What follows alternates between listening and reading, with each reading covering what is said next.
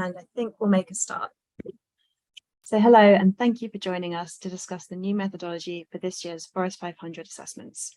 My name is Hannah Franklin. I'm the Corporate Performance Communications Lead at Global Canopy, and I'll be moderating today.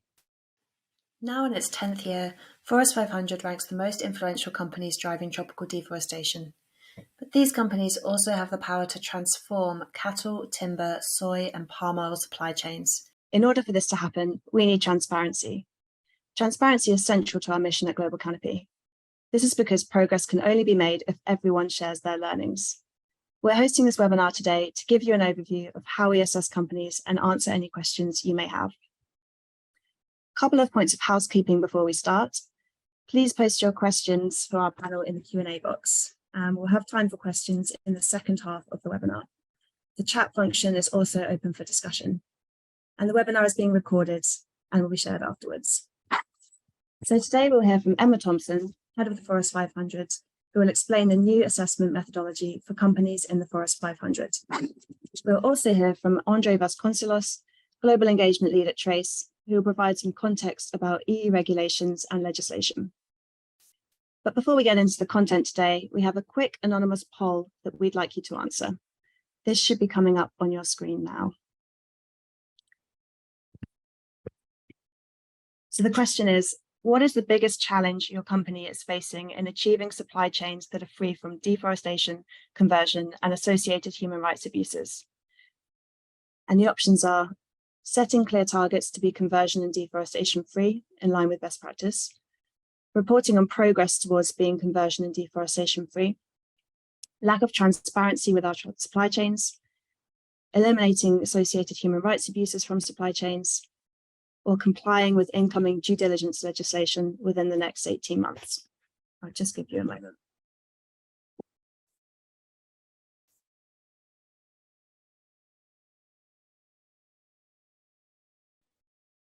Thank you for your responses. Let's take a look at what you said. So the most highly ranked answer is lack of transparency within our supply chains, with 71% of you voting for that. And then that's followed by eliminating associated human rights abuses from supply chains at 14%, and equally complying with incoming due diligence legislation, also at 14%. So thank you. But before we hear more about the Forest 500, I'd like to hand over to André, who will provide us with some important legislative context. Thanks, Hannah. And thanks, everyone. I'm going to just share my screen quickly. Can you just confirm, Hannah, if you can see my screen? I can, yes. Great, thanks. So as Hannah was just mentioning, now we are facing a new era of regulations from the demand side with unprecedented regulations, especially for the EU, aiming to decouple their supply chains from deforestation, which definitely will bring a lot of implications for private companies, finance institutions and others, and will shape the sustainability of supply chains. And it's not just the EU, which is putting a regulation on agricultural commodity supply chains, but also the UK government, the US also has a bill on exploring a new development of a regulation. And it's really a landmark and it shows that, acting on deforestation will no longer be a voluntary approach, but businesses will have to adapt to comply with the regulation. In the case of the EU regulation, the operators placing relevant goods in the EU market and exporting from the EU will have to meet a few clear requirements. And I wanted to bring three here to attention. One is to comply with deforestation free, which means that companies will have to prove that their exports are not sourced from recently deforested land, with a clear cutoff date, the 31st December 2020, but also the companies will have to prove that their sourcing areas are in compliance with legislation in the producing countries, with national regulations. And for that, they will have to provide information to the competent authorities in the EU with due diligence statements that shows that they are in compliance with both of these criteria. And non-compliant companies could face fines up to 4% of their EU-wide turnover in a financial year. So there are clear implications here for businesses. But I really wanted to bring here to the attention two main points around this regulation. First, on the deforestation-free criteria, in which currently in the scope of the regulation, it only covers the forests or the FAQ concept of forests. But looking at, for example, exports or soy production in the Cerrado and actually in the whole of Brazil, we see that companies trading the soy from Brazil to elsewhere is exposed to not just deforestation and to the FAQ concept of forests, but also to other wooded lands and grasslands. So currently in the scope, as I mentioned, is just forests, but the EU will be reviewing this and might include other ecosystems in the regulation, the scope of the regulation in the next year.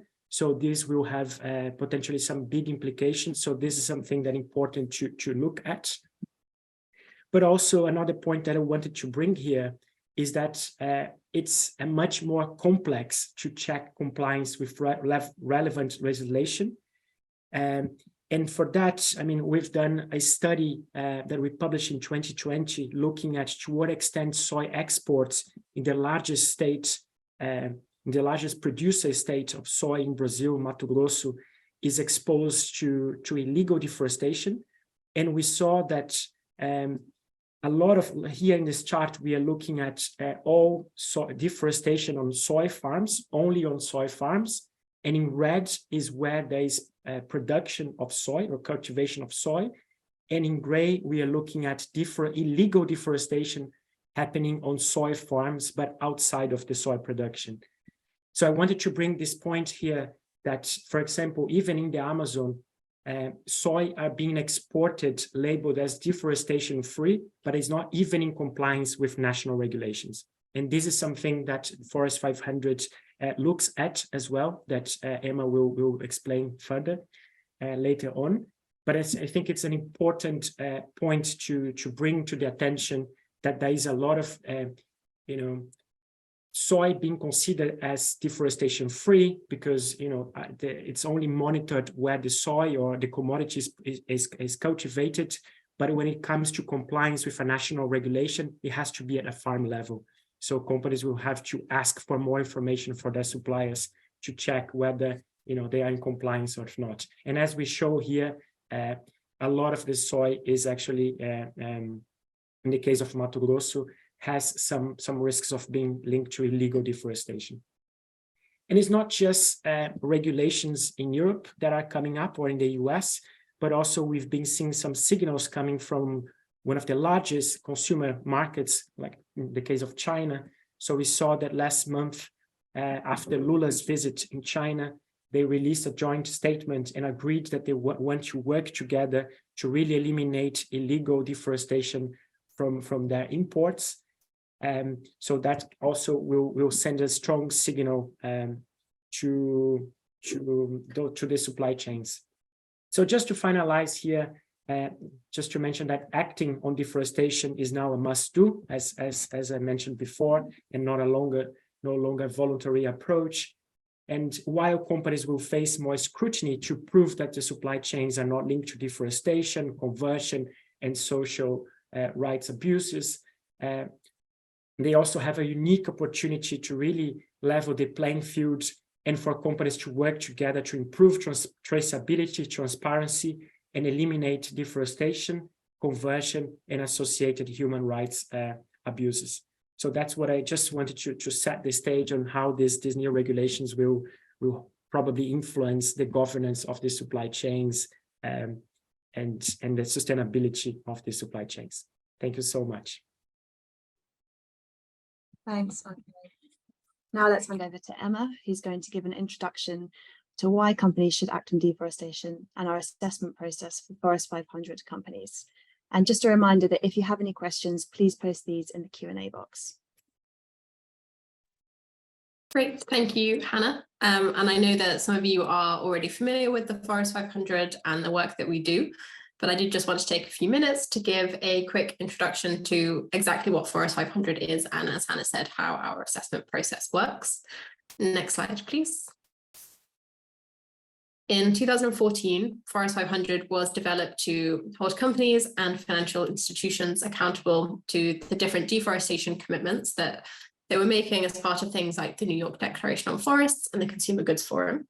And although those original commitments, many of which had a 2020 target date, were missed, Forest 500 has continued to annually assess companies and financial institutions on the strength and implementation of their approach on deforestation, on conversion, and on associated human rights abuses. These assessments are done once a year using only publicly available information and are published on our website, which is forest500.org, which is what you can currently see on the screen. And we publish that in the first quarter of the year. But before we can complete the assessments, we first identify which are the 350 companies and 150 financial institutions which have the greatest influence on tropical deforestation. Next slide, please. Thank you. So to do this, we first need to identify the countries which are producing the greatest volume of beef, palm, soy, pulp and paper, timber, and leather, which are the 6 commodities that are still driving the majority of tropical deforestation, and also those countries which have the greatest amount of forest loss. Then we identify which of the trading countries are importing and exporting the greatest value of each of those commodities in their various forms. And we then use that as a guide to inform our selection of companies. And our selection of companies is done using a variety of data and metrics to identify which companies have the highest exposure to deforestation risk based on the volumes of each of those 6 highest forest risk commodities that they are producing or using. Next slide, please. We select companies throughout forest risk supply chains, which, as you can see on the screen, are grouped into 5 categories. So we have producers, processors, traders, manufacturers, and retailers. And across the 350 companies that we assess, there's a roughly even number of companies at each of those supply chain stages. All companies are considered a power broker for at least one of those 6 commodities that we focus on. But companies are also assessed for any of the other commodities that they are exposed to, but that they don't use enough volumes to be considered as a power broker. But they do represent a lower proportion of their total score, which we will get into more later. Next slide, please. And just very briefly, once we've selected the companies, we then identify which financial institutions are providing the greatest amount of finance to them through shareholdings, loans and underwritings, and bond holdings. The next slide, please. Thank you. So now that we know how companies and financial institutions were selected to be included in the Forest 500, let's move on to what will the Forest 500 companies be assessed on this year. Next slide, please. As you will all have been notified about by email about a week and a half ago, the 2023 company assessment period started on the 22nd of May and is expected to run until the 15th of September this year. Any information that is publicly available during this assessment period will be considered in your 2023 assessment. So this includes anything that's published on your website. So anything from a policy document to an annual report to a press release will be reviewed and considered within your 2023 assessment. All 350 companies will be assessed on the strength and implementation of their commitments on deforestation, conversion, and associated human rights abuses. So this includes looking at things like, do they have a strong deforestation commitment with an ambitious target date? Are they verifying any reporting of progress towards that deforestation-free target? Through to, are they publishing evidence of implementation of their labor rights commitment? And these assessments are done using our methodology, which we will of course get into more, and which is assessed against the best practice for companies in forest risk supply chains. And as I did mention earlier, but just to reiterate, once these commitments have been completed, they will then be published on the forest500.org in early 2024, where they will then be publicly accessible to coincide with our 10th annual Forest 500 launch. The next slide, please. So there are some more things which are new this year. So we have made some changes that we wanted to tell you about in particular. So for the first time this year, Companies that are assessed in the Forest 500 will be able to view their completed assessment before it is made publicly available in early 2024. The completed assessment will be able to be viewed on a platform where companies can provide feedback if needed, provided that any feedback shared is accessible on publicly available links that were available during the 2023 assessment period. And as you can see on the screen, the window within which companies and yourselves can view the assessment, the completed assessment, is from the 4th to the 18th of October 2023. This 2-week window is the only time that companies can view their assessment in advance of the public launch, and any feedback given after the end of that period will not be reviewed or considered. You will receive more information about this closer to the time, but as noted in the email, please do make sure that either yourself or a relevant colleague is available to view the completed assessment during this time if you would like to. The next slide, please. I did now want to take you through some of the key changes to the methodology itself from this year. The full detail of what's changed and how will be available in the methodology document, which will be available on our website by the end of today. But here is just a quick overview of some of the biggest changes. The next slide, please.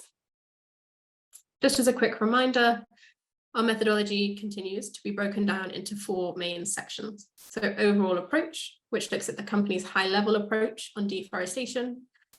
Commitment strength, which looks at the strength and scope of commitments on deforestation and traceability. Associated human rights abuses, which looks at the strength of commitments on the human rights abuses most frequently associated with deforestation. So things including labour rights and FPIC, but also customary rights to land, resources and territory. Then the final section is implementation and reporting. So this is looking at how the company is implementing their commitments and transparently reporting on their progress towards them. The next slide, please. So as you can see on the screen, this is a table summarising the breakdown of our 2023 methodology. The 4 sections that you can see, a brief description of them, and then also on the far right, the proportion of the total score that each of those sections made up. So as you can see, we've continued the shift in the focus of our methodology towards implementation and reporting, with the score for this section of the methodology now representing up to 64% of a company's total score. Commitment strength and associated human rights abuses are now both worth 14% of a total score. And finally, our overall approach is worth 8%. So particularly that implementation reporting change is a relatively significant change from last year. Next slide, please. So here you can see the 3 new indicators that we've added to the Forest 500 methodology this year. The first is an indicator which assesses whether the company is implementing its commitments on gender equality and inclusion in the supply chain. And the second, similarly, looking at implementation of human rights commitments, this time for small-scale producers and their inclusion in the supply chain. And finally, the third indicator that we added is indicator 5.28, which is specifically for upstream companies and looks at whether the company discloses how many of its operations or production sites or processing facilities were identified as being non-compliant with their deforestation commitment. And this indicator mirrors one of our pre-existing indicators for downstream companies. The next slide, please. So as you can see, we have removed one indicator this year. This was a non-scoring indicator, which you can see on the screen. And as this was a non-scoring indicator previously, this will have no influence on company scores this year. The next slide, please. Thank you. As the methodology document will be online shortly, we wanted to go through some of the more frequently asked questions about methodology. So we'll go through those now, but if you do have any more questions as we go along, please do put them in the Q&A as we go through. The next slide, please. Thank you. So the first frequently asked question we get is whether the companies that are included in the Forest 500 have been directly linked to causing deforestation. In some, no. The companies and financial institutions that are assessed within the Forest 500 are those that have the most significant influence over the production and processing of the commodities that drive deforestation through their supply chains, or for financial institutions, their financing. So these are those that are, for companies, have the greatest exposure to these forest risk commodities based on volume. And through those activities, these 500 companies and institutions are at a significant risk of driving deforestation and the associated human rights abuses, and they need to set and implement commitments to prevent this from happening. If all 500 of the companies and institutions that we assess took strong and effective action on deforestation, they have the influence and the power to transform global forest risk supply chains. Next slide, please. Thank you. In terms of what our Forest 500 methodology is based on, so we have been assessing companies and financial institutions since 2014, as I mentioned, and we do review our methodology annually to ensure that it continues to align with best practice for companies and institutions. In 2020, we aligned our company methodology with the Accountability Framework Initiative's common methodology, and we have continued to align with that methodology and the broader Accountability Framework Initiative and their operational guidance, and we do continue to annually review our methodology each year. Next slide, please. What is a Forest 500 power broker? So I mentioned this term earlier on, and every company and institution that we assess in the Forest 500 is considered a power broker. So they are those with the greatest influence on tropical deforestation through their production or use of at least one of the key forest risk commodities. So every company that we assess in the Forest 500 has been selected as a power broker based on their exposure to those commodities and for at least one of the key commodities that we cover. So that was beef, leather, timber, pulp and paper, soy, and palm oil.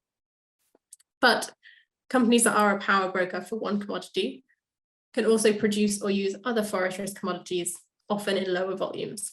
So if their exposure is not sufficient to be considered a power broker for that commodity, we do still assess companies for those additional commodities, but the scores are weighted lower for the non-power broker commodities to reflect those companies' reduced influence in those supply chains. Next slide, please. Again, as a quick reminder, the commodities that we look at in the Forest 500 are palm oil, soy, beef, leather, timber, and pulp and paper, as those 6 commodities do collectively drive over 2/3 of tropical deforestation. We may consider adding other commodities in the future years, particularly with the upcoming due diligence legislation that André talked about. But that is something that we review on a biannual basis alongside our selection, continuing to factor in how much deforestation each of those commodities is driving. The next slide, please. Why do we only consider publicly available information in our assessments? So as a reminder, any information that's publicly available on your website between the 22nd of May and the 15th of September of this year will be considered in your 2023 assessment. And the reason that we do this is because there needs to be greater transparency from companies if we are to eliminate deforestation, conversion, and associated human rights abuses from forest risk supply chains. As André also talked about, the incoming legislation is requiring much more transparency from companies, but transparency also enables collaboration and advances in shared understanding of challenges and progress and accountability. So in particular for downstream companies, that transparency can really help them to identify who they're sourcing from, where they are sourcing their commodities from, and open up opportunities for collaboration with other downstream companies purchasing from those upstream companies, or for better understanding of how they can engage with their suppliers and what those issues should be, what that engagement should be based on. Next slide, please. Thank you. Can companies input into the assessments? So the Forest 500 assessments will continue to be completed independently. As I mentioned before, companies will this year be able to view their assessment from the 4th to the 18th of October 2023. If you have any feedback, that can be provided within that 2-week window, but any information shared must have been publicly available in the assessment period. So that is again from the 22nd of May to the 15th of September. The assessments will then be published in early 2024, and you will, on both the being able to view the assessment and the launch date of the 10th Forest 500, you will be informed about that closer to the time via email. Next slide, please. Thank you. Companies are assessed in their native language wherever possible. So in addition to assessing companies in English, we do also work with a large team of language consultants and translators. In particular, as you can see on the screen, some examples there would be Arabic, Bahasa Indonesia, Dutch, Italian, Mandarin, and Swedish. So assessments are done in the native language of the country where the company is headquartered, in addition to English. So you do not need to publish information specifically in English for it to be considered within our assessment. Next slide, please. Thank you.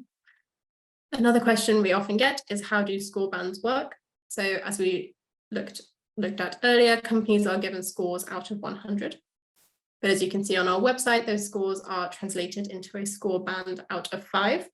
So there are, next to your profiles on our website, will be 5 dots, some of which are filled in and some of which are not. And this is just to make sure you're aware of how that scoring works. So 0 out of 5 is equivalent to 0%, so that would be not scoring for a single indicator in our methodology. 1 to 19 is equivalent to 1 out of 5, 20 to 39 is equivalent to 2 out of 5, and so forth, until 80 to 100% is equivalent to 5 out of 5. The next slide, please. Thank you. And just to recap, I know we've got the email on the end of the slides as well, but just if you do have any questions on, say, your 2022 assessment, or very kind of specific questions on our methodologies in general, then please do email the Forest 500 team at forest500@globalcanopy.org. And I think that is the end of my slides. Thank you. Thanks, Anna. We're now going to open the floor to answer some of your questions. Thank you for sending these to the Q&A box, and please do keep them coming. Let's just take a look at the first question.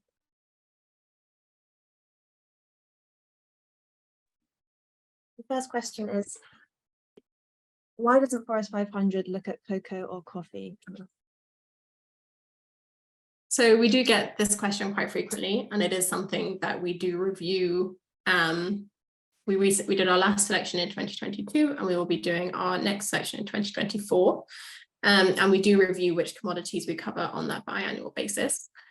At the time of our last selection, those 6 commodities that we focus on, so beef and leather, timber and pulp and paper, and palm oil and soy, were still driving the majority of tropical deforestation collectively. In some specific regions, of course, cocoa and coffee are the largest drivers of deforestation in specific regions and countries, but on a global level, at the tropical level, those 6 commodities are still the key drivers of deforestation. But we will continue to review that, especially, as I mentioned, with the upcoming due diligence legislation and the commodities that covers.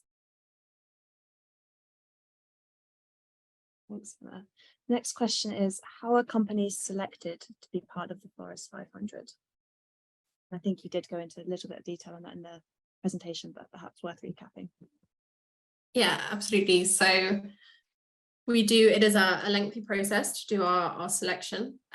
So we do start with that producer and country level detail, which I think I went into a bit more detail on, but for the companies specifically, we look at a combination of different data and metrics, which are all essentially, where possible, data on exactly what volumes of each of those 6 commodities companies are sourcing, or in cases where that data is not available, different proxies and data that we can use to understand the kind of volumes that they're sourcing. So for upstream companies, particularly producers and processors, we would be looking at ideal volumes. It could be the land bank area owned, or the number of processing facilities owned for a specific commodity or product, that we then use to identify who has the most influence in the supply chain of those commodities.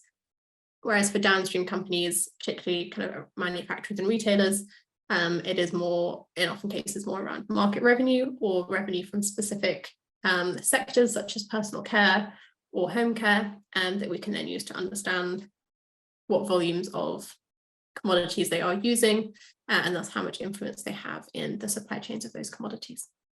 And that's, there are companies in the Forest 500 that are considered power brokers for all 6 commodities that we focus on. So those are the greatest influence across all 6, and there are some that are a power broker for 1, but are also exposed to other commodities that we do also assess. Thanks, Emma. And when is the next round of data launching? Yes, so the final date hasn't been determined yet, but it will likely be in, well, it will be in early 2024 and likely in January of next year. So yeah, please do keep an eye out for any future emails from us around that launch date, because yeah, they will be coming through to you. And we have someone who's asking how they can find out more detail about the methodology. Yes, absolutely. So we do publish our full methodology on our website. It will be up by the end of today, and that will include much more detail than I've gone into today. So it will include for each of those 4 sections of the methodology, a breakdown of the number of indicators in that methodology, the indicator itself, the guidance that the assessors use to assess companies against that method, against the indicator. So particularly looking for keywords, nuances in scoring, detail on, say, which certification schemes can be used to score for specific indicators, as well as the different answer options that are used for each indicator, and then also the numerical score. But it will also go into that detail of which indicators are new, which have been removed, and something that I didn't touch on today, which is which indicators have had some kind of significant change, either in their answer options or their the indicator text itself, which you can review and then look into each one in more detail there. And this looks to be our final question, but please do keep them coming if you do have a question. Are upstream and downstream companies assessed in the same way? So for the majority of our methodology, yes. So for instance, in the overall approach, commitment, strength, and associated human rights abuse sections, all companies are assessed on the same indicators. When we move into the implementation and reporting section of the methodology, there are some indicators which are specifically for upstream companies. So for us, that's producers and processors, and then others for downstream companies, so traders, manufacturers, and retailers. For companies that fall into both upstream and downstream for the same commodity, they will be assessed on all of those indicators, but that is then weighted to ensure only it is representative of the same amount of the total score. But those indicators are very clearly labeled within the methodology document that will be online soon. And we will also make sure to email that link out to everyone alongside the recording of this webinar. So you should be able to see it there.